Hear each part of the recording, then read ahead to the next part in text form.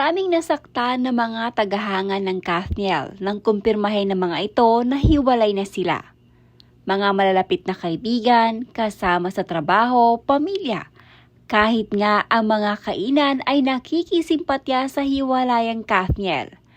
Bilang pagsuporta pa nga sa mga tagahanga ng Kathniel ay nagkaroon ng ilang establishment ng free coffee o less sa presyo ng kanilang bilihin ang may pangalan na Daniel at Catherine. Basta may valid ID lang ang mga ito na dala.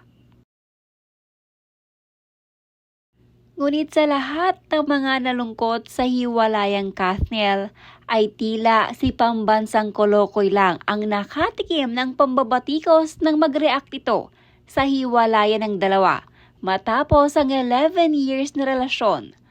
Ayon kasi sa mga netizens, wala umanong karapatan na mag-react o masaktan si Joel Mundina sa hiwalayan dahil kung siya nga umano na kaya niyang iwan ang 25 years nilang pagiging mag-asawa ni Marites para makasama ang bago niyang asawa ngayon na si Don Sherin. Kung tutusin daw, wala silang pinagkaiba ni Daniel dahil ayon sa mga ito, nagawa din itong lokohin si Marites ng ilang taon. Mapapanood sa social media ni Pambansang Kolokoy ang video na kung saan ay umiiyak ito.